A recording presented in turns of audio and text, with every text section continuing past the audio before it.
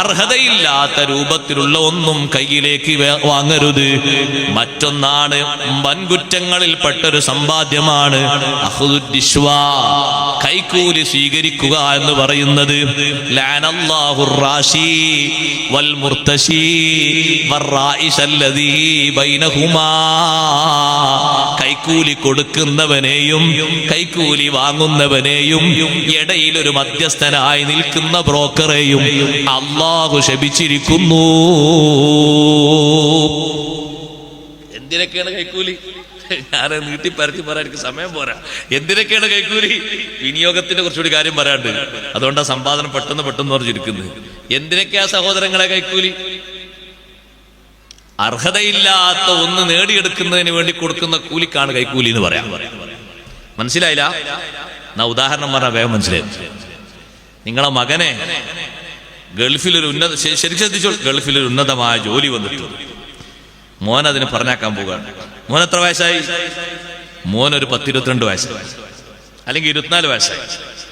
പക്ഷെ ആ ജോലിക്കൊരു നിബന്ധന ഉണ്ട്, ഡിഗ്രി പാസ്സാണ്. ഇയാൾ ഡിഗ്രി ഒന്നും എഴുതിയിട്ടില്ല, അയാളാകെ SSLC കഴിഞ്ഞിട്ടുള്ളൂ. പിന്നെ ആള് നാട്ടിലൊരോ തൊഴിലിനൊക്കെ പോയതാണ്. പഠിച്ചോനെ, എന്റെ മോൻ ആ ജോലി കിട്ടണല്ലോ. ഡിഗ്രി പഠിച്ചാൽ അതിന്റെ പേപ്പർ വാങ്ങി. മനസ്സിലാണ്ട? ഡിഗ്രി പഠിക്കാതെ പേപ്പറുകാരൻ ഡിഗ്രി എങ്ങനെ പേപ്പർ വാങ്ങി? ഉണ്ടാക്കുന്ന ആൾക്ക് കൈക്കൂലി കൊടുത്തു. പഠിച്ചിട്ട് വാങ്ങേണ്ട സംഗതിയാണത്. പഠിക്കാതെ പേപ്പർ വാങ്ങിയാൽ അത് അർഹതയാണോ? അല്ല, അനർഹമായതാണ്. ആ പേപ്പറും വെച്ചുകൊണ്ടാണ് ഇയാൾ ആ ജോലിയിലേക്ക് പറഞ്ഞേക്കുന്നത്. അവിടെ എത്തിയിട്ട് കടലാസ് പരിശോധിക്കുമ്പോ ഡിഗ്രിന്റെ പേപ്പർ ഉണ്ട്, സുന്ദരമായ പേപ്പർ. സമ്പാദ്യം മുഴുവനും മോശമാണ്, ഒന്നും ഹലാലല്ല. എത്ര ആളുകളുണ്ട് ഡിഗ്രിയോ ഡോക്ടറേറ്റോ PGയോ എന്താ വാങ്ങിയത്? എന്താ നേടിയത്? അനർഹമായ രൂപത്തിലുള്ള സമ്പാദ്യം. വലിയ കേട് വരും അതുകൊണ്ട്. സുഹൃത്തുക്കളെ, ഉമ്മമാരെ, സഹോദരന്മാരെ, വലിയ ഇടങ്ങേറ് വരും. ദുനിയാവിലും ഇടങ്ങേറ് വരും, ആഖിറത്തിലും ഇടങ്ങേറ് വരും. പഠിക്കാതെ ഡിഗ്രിക്കയാൾ കൂടി ചെലവാക്കിയത് 1 ലക്ഷം കൊടുത്തു. ആർക്കാണ് 1 ലക്ഷം? പേപ്പർ ഉണ്ടാക്കി തരാമെന്ന് പറഞ്ഞ ആൾക്ക് 20,000. അതിന്റെ മേലൊരാളുണ്ട് അധ്വാനിക്കാൻ വേണ്ടി, അയാൾക്കൊരു 40,000. വേറെ സ്ഥലത്തുണ്ട്, അവിടെ കൊണ്ടുപോയി കൊടുക്കാൻ പിന്നൊരു 40,000. മൊത്തം 1 ലക്ഷം. ഈ കൊടുത്തൊരു ലക്ഷം കൈക്കൂലിയാണ്. ഈ വാങ്ങിയതോ അതും കൈക്കൂലിയാണ്. അതിനു വേണ്ടി ഇടയിൽ നിന്ന് പ്രവർത്തിച്ചതോ മധ്യസ്ഥനാണ്, കൈക്കൂലിന്റെ റോളിലാണ്. സുബ്ഹാന മൻ ജല്ല ജലാലുഹു. പാടില്ല. അർഹതയില്ലാത്തൊരു വിഷയത്തിന് വേണ്ടി നമ്മുടെ കയ്യിലേക്ക് അത് വസൂലാക്കാൻ വേണ്ടി കൊടുക്കുന്നത്, അർഹതയുള്ളത് നഷ്ടപ്പെടുത്താൻ വേണ്ടി കൊടുക്കുന്നതിനും പറയും കൈക്കൂലിന്ന്. ഒരാൾക്ക് കിട്ടേണ്ട സ്ഥാനമാണ്, അയാൾക്കത് കിട്ടിപ്പോകരുത്. അയാളിൽ നിന്ന് വേറൊരാൾക്കത് മാറിപ്പോകണം. അതിനു വേണ്ടി ഒരാൾക്ക് കൊടുത്തിട്ട് സ്വാധീനിക്കുന്നു. ഇപ്പൊ വന്ന് അപേക്ഷിച്ച ആള് അർഹനായ ആളാണ്, അധ്വാനിച്ച് ശരിയായ നിലക്ക് കിട്ടാൻ സാധ്യതയുള്ള ആളാണ്. അയാൾക്കത് കിട്ടരുത്. അയാൾക്കത് കിട്ടിയാല് നമ്മളൊരാളുണ്ടായ കിട്ടാതായി പോകും. അതുകൊണ്ട് അയാൾക്ക് കൊടുക്കാതിരിക്കാൻ വേണ്ടി ഉദ്യോഗസ്ഥര് കൊടുക്കുന്നു. നിങ്ങൾക്ക് ഞാൻ ഇത്രയും തരാം, അയാളെ തൽക്കാലം കേറ്റരുത്. അപ്പൊ കിട്ടേണ്ട ആളതിൽ നിന്ന് മാറ്റാൻ വേണ്ടി കൊടുക്കുന്നു ഒരു കൂലി. ഇതിന്റെ പേരും കൈക്കൂലിയാണ്. നഊദു ബില്ലാഹ്. എത്രയാണ് ഈ രൂപത്തിൽ വർദ്ധിക്കുന്നത്? അനർഹമായ രൂപത്തിലുള്ള സമ്പാദ്യം വലിയ കേടുവരുത്തും. നല്ലോണം ശ്രദ്ധിക്കണം. വിദേശത്ത് ജോലി ചെയ്യുന്ന എന്റെ ശബ്ദം ശ്രവിക്കുന്ന സുഹൃത്തുക്കളോട് ഞാൻ പറയട്ടെ, ഒരൊറ്റ രൂപ പോലും അർഹതയില്ലാത്ത രൂപത്തിൽ സമ്പാദിക്കരുത്. എത്രയാണ് അതിന്റെ ഗൗരവം എന്നറിയുമോ? അഷ്റഫുൽ ഖൽഖ് മുഹമ്മദുർ റസൂലുള്ളാഹി സ്വല്ലല്ലാഹു അലൈഹി വസല്ലം തങ്ങള് സകാത്തിന്റെ വിഹിതം സ്വീകരിക്കാൻ വേണ്ടി ഒരു സഹാബിനെ പറഞ്ഞയച്ചു. ആ സഹാബി തിരിച്ചു വരുമ്പോ സകാത്തിന്റെ വിഹിതം എന്ന് പറയുന്ന വിഹിതം ഏൽപ്പിച്ചിട്ട് പിന്നെ ഒരു 2-3 ആടും ഒട്ടകങ്ങളും അയാൾ തെളിച്ചു കൊണ്ടുപോകുമ്പോ തങ്ങൾ ചോദിച്ചു, അതേതാണ്? ആ ഒട്ടകം ഏതാണ്? ആ ആടുകൾ ഏതാണ്? അതെനിക്ക് ജനങ്ങൾ തന്നതാന്ന് പറഞ്ഞു. നബി സല്ലല്ലാഹു അലൈഹി വസല്ലം തങ്ങൾ പറഞ്ഞു, അദ്ദേഹത്തിന് വീട്ടിലൊന്ന് ഇരുന്നൂടായിരുന്നില്ലേ? ആൾക്കാരങ്ങോട്ട് കൊണ്ടുവന്ന് കൊടുക്കുമായിരുന്നോ എന്ന് പരിശോധിക്കാമായിരുന്നല്ലോ. ആയിരുന്നല്ലോ. ഇപ്പൊ പോയത് സക്കാത്തിന്റെ പിരിവിനല്ലേ? സക്കാത്തിന്റെ പിരിവിന് പോയ ആള് സക്കാത്തിനുള്ളത് മാത്രമേ വാങ്ങി വരാവൂ. ജനങ്ങൾ സ്വന്തത്തിന് തന്നാലും വാങ്ങിക്കൂടാ. തെറ്റിദ്ധാരണ വന്നുപോകും.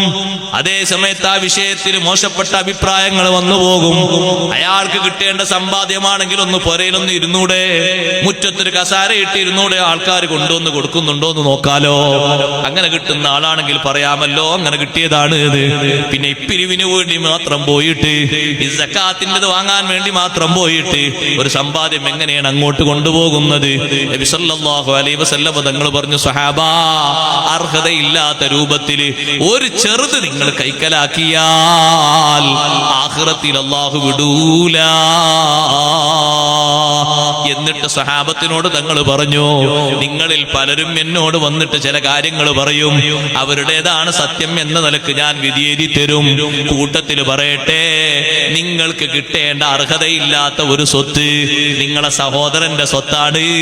വാചാലതന്റെ ഊക്കുകൊണ്ടോ, സ്ഥാനത്തിന്റെ വലുപ്പം കൊണ്ടോ, മാനത്തിന്റെ ഊക്കുകൊണ്ടോ മറ്റൊരാളുടെ സമ്പാദ്യത്തിൽ നിന്നൊരൊറ്റ ചാണ് കൈക്കലാക്കി പോയാൽ, മൻ അഖദ ശിബ്റം മിൻ അർളി അഖീ, സ്വന്തം സഹോദരന്റെ ഭൂമിയിൽ നിന്ന് അർഹതയില്ലാത്ത ഒരൊറ്റ ചാട് വാചാലതയുടെയും സ്വീകാര്യതയുടെയും അധികാരത്തിന്റെയും പേരിൽ കൈക്കലാക്കി പോയാൽ, ദുൽമൻ, അന്യായമായിട്ട് അങ്ങനെ സ്വീകരിച്ചു പോയാൽ, തവ്വഖഹുല്ലാഹു ഇലാ അർളി സബഈൻ, ഖിയാമത്ത് നാളിൽ ആ മനുഷ്യൻ മഹ്ശറിലേക്ക് വരുമ്പോ ആ ഒരൊറ്റ ചാണ് ഭൂമി, അതിന്റെ 7-ാം ഭൂമി വരെ അവന്റെ കഴുത്തിൽ മാലയാക്കി അണിഞ്ഞിട്ട് അള്ളാഹു ജനങ്ങളെ മുന്നിൽ അവനെ പ്രത്യക്ഷപ്പെടുത്തും.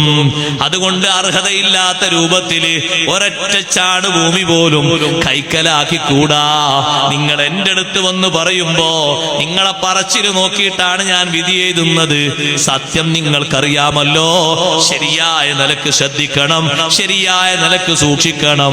നിങ്ങൾ എന്റെ മുന്നിൽ വന്ന് പറഞ്ഞപ്പോ അത് ശരിയാണെന്ന് കരുതിയിട്ട് ഞാൻ എങ്ങനെ വിധി എഴുതി? സത്യത്തിൽ നിങ്ങൾ ശരിയല്ല പറഞ്ഞത്. അല്ലാഹു സുബ്ഹാനഹു വ തആല നിങ്ങളെ ദുനിയാവിൽ വഷളാക്കണ്ട എന്ന് കരുതിയിട്ട് മറച്ചു വെച്ചു എന്ന് കരുതിക്കോ, ആഖിറത്തിൽ രക്ഷപ്പെടൂല. സയുതവഖൂന മാ ബഖിലൂ ബിഹി യൗമൽ ഖിയാമ, അർഹതയില്ലാത്ത രൂപത്തിൽ കൈപ്പറ്റിയത് ഖിയാമത്ത് നാളിൽ മാലയായി അണിയിക്കപ്പെടും. അങ്ങനെ കൊണ്ടുവരേണ്ടി വരും.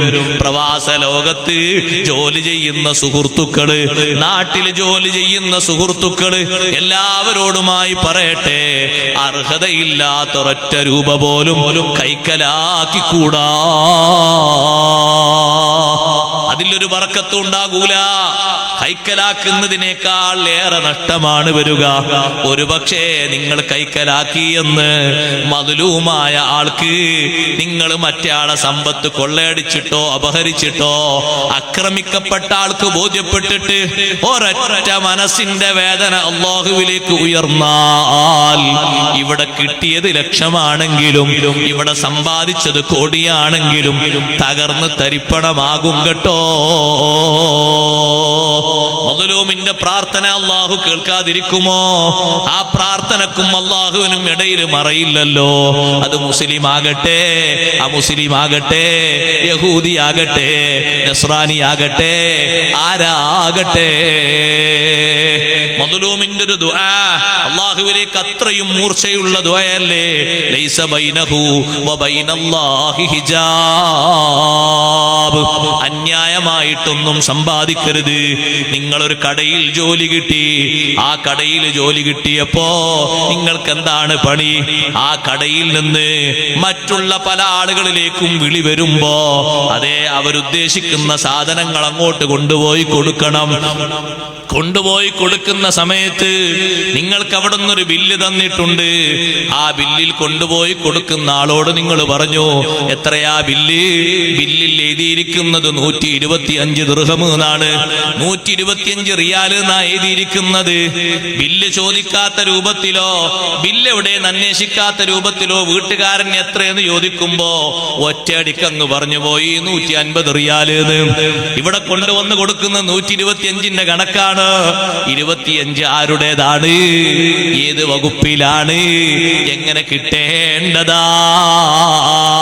ശമ്പളം വേറെയുണ്ട്. ഈ 25 ഒരു വീട്ടിലേക്ക് പോയപ്പോ വസൂലാക്കിയത്, ഒരൊറ്റ വീട്ടിൽ നിന്ന് അങ്ങനെ 25 വസൂലാക്കിയെങ്കിൽ ഒരൊറ്റ ദിവസം നീ 10 വീട്ടിലേക്ക് പോകുമ്പോ അത്തരത്തിലുള്ളൊരു 10-25 വരുമ്പോ 250 റിയാല് സാലറി അല്ലാത്ത രൂപത്തിൽ നിന്റെ പോക്കറ്റിൽ ഒരു ദിവസം വരുമ്പോ നീ സന്തോഷത്തിലാണ്. 250 വേറെ കിട്ടിയല്ലോ. അങ്ങനെ ഒരു 10 ദിവസം 250 കൂട്ടിയിട്ട്, ഒരു 20 ദിവസം 250 കൂട്ടിയിട്ട്, ഒരു 30 ദിവസം 250 കൂട്ടിയിട്ട് നിന്റെ സാലറി നീ വേറെ വാങ്ങുമ്പോ ഈ അർഹതയില്ലാത്ത സ്വത്ത് ഒരൊറ്റ റിയാൽ അതിലേക്ക് അങ്ങ് കൂട്ടിക്കലർത്തുമ്പോഴേക്ക് അതിൽ പോലും ബർക്കത്ത് പോയി പോവുകയാണ്. അല്ലാഹു തആല ഹലാലായിട്ട് നിനക്ക് നൽകിയതിൽ പോലും ഈ ഹറാമ് നീ അങ്ങ് കൂട്ടുമ്പോ ഉള്ള ബർക്കത്തും നഷ്ടപ്പെട്ടു പോകുന്നു. ഇങ്ങനെ സമ്പാദിക്കുന്ന സമ്പാദ്യം അല്ലാഹു പൊരുത്തപ്പെടുമോ? ഇല്ലേ ഇല്ല. നിങ്ങൾ നോക്കൂ, ബഹുമാനപ്പെട്ട ഇമാമുൽ ആദം അബൂ ഹനീഫ റളിയല്ലാഹു തആല അൻഹുവിന്റെ ഉപജീവന മാർഗം കച്ചവടമായിരുന്നു. വസ്ത്ര കച്ചവടം. കച്ചവടത്തിന് കുഴപ്പമൊന്നുമില്ല, നല്ലൽക്കാണെങ്കിൽ നല്ല ബർക്കത്തുണ്ടാവില്ല, ഒരു കുഴപ്പമില്ല. നല്ലൽക്കാണെങ്കിൽ എന്ന് പറഞ്ഞാൽ മനസ്സിലായോ? വിനിയോഗത്തിന്റെ മാർഗം പറയണം.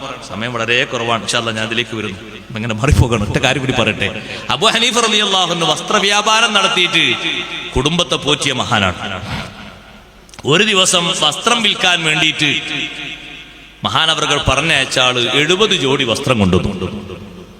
ദർശനം നടത്തുന്നവർക്ക് 70 ജോഡി കൊണ്ടുവന്നപ്പോ ആ 70 ജോഡി മഹാനവറുകൾ ഓരോന്നും ഇങ്ങനെ എടുത്തു നോക്കിയപ്പോ ഒന്നിൽ ചെറിയ പഴക്കം കാണുന്നു, ഒറ്റ ജോഡിയിൽ പഴക്കം കാണുന്നു, ചെറിയൊരു കുറവൊക്കെ കാണുന്നുണ്ട് ഒരു ജോഡിയിൽ.